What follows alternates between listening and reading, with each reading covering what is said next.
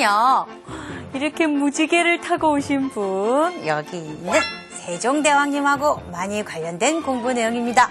세종대왕님, 오늘은 무엇에 대해서 배울까요? 오늘은 훈민정음 창제의에 대해서 배우고, 둘째는 한글 제자 원리에 대해서 배울 것이니라. 세 번째는 한글이 우수한 이유에 대해서 배울 것이니라, 우리 후손들아. 네, 잘 알겠습니다. 그것에 대해서 배우겠습니다.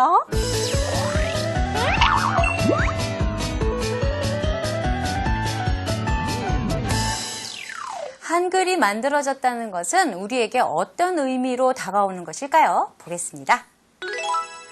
훈민정음 서문입니다. 자, 훈민정음 서문에, 훈민정음이란 그 책의 앞부분에 이런 말이 있어요. 나란 말씀에 둥국에 달아 문자어로 서로 삼았대 아니하세. 이런 전차로 어린 백성이 이르고자 헐빼이셔도 이거 많이 보셨죠? 개그 프로그램에서 헐빼이셔도 마참내 제 뜻을 실어 펴지 못할 놈이 하니라. 내일을 위하여 어여빛 여겨 새로 28자를 맹가노니 사람마다 이어 수빈 이견을 절로 숨에 편하게 하게 잘 따름이니라, 이러셨어요. 이게 무슨 뜻이냐고요? 이 뜻입니다. 이제 중국과 우리 말이 달라서 문자가 서로 통하지 아니한다. 그래서 백성이 말하고자 하는 것이 있어도 자기 뜻을 펴지 못할 사람이 참 많구나. 이게 참 불쌍하다. 그래서 내가 28글자를 만들었으니까 사람마다 쉽게 배워서 날마다 쓰는데 편안하게 하거라. 이 얼마나 그 좋은 마음씨, 그쵸? 불쌍하게 생각하는 마음씨, 정말 훌륭한 임금이다 하는 것이 여기에 나와 있죠. 우리 백성을 얼마나 사랑하시는지요. 자, 이 훈민정음 때문에, 이 한글 때문에 그 백성들은요, 자신의 생각을 글로 나타낼 수 있게 되었고요. 또 글을 몰라서 당했던 억울한 일들이 많이 줄었을 것입니다. 자, 그 다음에 양반들만 누리던 문화, 소설, 시 이런 것들 이제 백성들도 함께 누릴 수 있다고 했으니 이 얼마나 좋은 일이 아니겠습니까? 에헤라디야. 자, 기쁜 마음으로 읽어보겠습니다. 지금으로부터 약 570년 전인 1443년에요.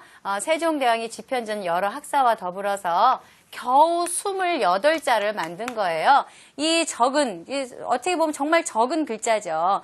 이 글자로 모든 것을 다 표기해냈으니 얼마나 좋은 발명품입니까?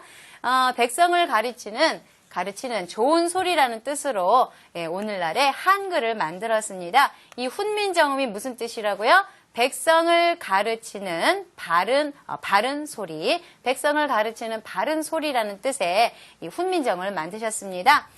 요렇게 그 전에는요, 한자를 사용하거나 한자를 빌려 쓴 글자, 요건 나중에 여러분이 중학교, 고등학교 가면 배우실 거예요. 이두라고 합니다. 요런 글자를 사용했대요.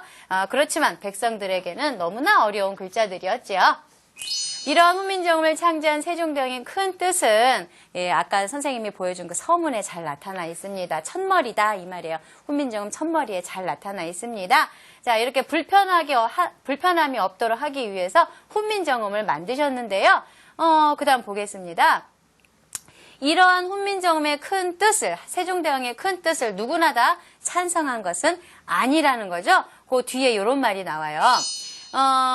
여기 최만리, 유학자 최만리라는 분이 여기에 강력하게 맞서서 상소, 그러니까 자신의 의견을 쓴 편지를 이 세종대왕에게 드리는데요. 왜 이 유학자 최만리가 한글을, 훈민정음을 반대했느냐? 여기 그렇게 이유가 있습니다. 새로운 글자를 만들면 그때까지는 모든 게 다 한자로 되어 있었잖아요. 그리고 이 한자를 통해서 중국의 학문과 문화를 모두 다 받아들였는데 우리가 한자로부터 멀어지게 되면 이 중국의 학문과 문화를 받아들이는데 어려워지니까 그만큼 우리의 문화 수준이 떨어질 것이 아니냐. 그러니까 이거 안 된다. 이렇게 반대를 하셨어요. 하지만 이런 걱정과는 달리 세종대왕은 그 누구보다도 백성을 사랑하셨기 때문에 백성이 그 뜻을 잘 펼칠 수 있도록 강행하신 거죠. 훈민정음을 만들어서 세상에 널리 반포를 하신 것입니다. 다음 볼게요. 세종대왕이 훈민정음을 창제함으로써 어떻게 되었습니까? 어떤 의미로 다가온 것입니까? 백성은 자신의 생각을 글로 전달할 수 있게 되었고요. 무엇보다 억울한 일을 당하지 않고 세상을 사랑하는 힘을 가질 수 있었고요. 그 다음에 문화죠. 양반들만 누려왔던 문화를 일반 백성도 시도 짓고 뭐 소설도 쓰고 읽고 이렇게 문화를 일반 백성도 누릴 수 있게 되었답니다. 문제 풀겠습니다. 세종대왕이 한글을 창제한 까닭이 무엇이라고요? 보여주세요. 글을 몰라 어려움을 겪은 백성들의 불편함이 없도록 하기 위해서 어디에 나와 있었다고요? 훈민정음 서문에 이렇게 자신의 생각이 나와 있습니다. 참 좋은 임금이죠. 이런 임금이 어디 있어요, 세상에. 자, 유학자 채말리가 한글 창제를 반대한 이유가 분명히 있었습니다. 당연히 이분은 유학자이기 때문에 유교를 공부하신 분이기 때문에 당연히 이런 주장을 할 수 있었을 것 같아요. 보여주세요. 우리의 학문과 문화 수준이 떨어질까 봐 걱정된다. 왜? 한자를 멀리하게 되면 한자로부터 우리가 배울 수 있었던 중국의 문화와 학문을 배울 수 없으니까 덜 배우게 되니까 그게 참 걱정입니다. 이렇게 걱정을 하셨다는 거죠. 하지만 우리의 세종대왕께서는 그걸 다 물리치셨다고 했습니다. 다음 문제요. 한글 창제로 변화된 백성들의 삶, 아까 선생님이 번호 써준 거 있죠? 그대로 써주시면 되겠습니다.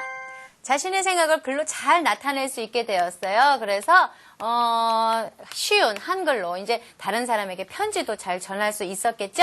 억울한 일을 당하지 않을 수 있었어요. 자, 글을 몰라서 다른 나쁜 양반들이나 다른 사람들에게 속임수를 당할 수 있었다면 쉬운 한글을 잘만 사용하면 이렇게 억울한 일을 속임수를 당하지 않을 수도 있었을 겁니다. 그 다음에 양반들만 누려온 문화, 뭐 시를 짓는다거나 또는 듣는다거나 읽는다거나 소설을 짓거나 또는 뭐 소설을 읽는다거나 이런 문화를 이제 한글로 일반 백성들도 누릴 수 있게 되었다. 이 말이죠.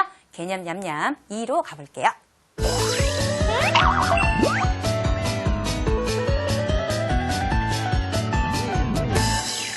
조금 어려운 내용이 나올 겁니다. 세종대왕은 어떻게 한글을 만드셨는가 그 과정을 알아보겠습니다.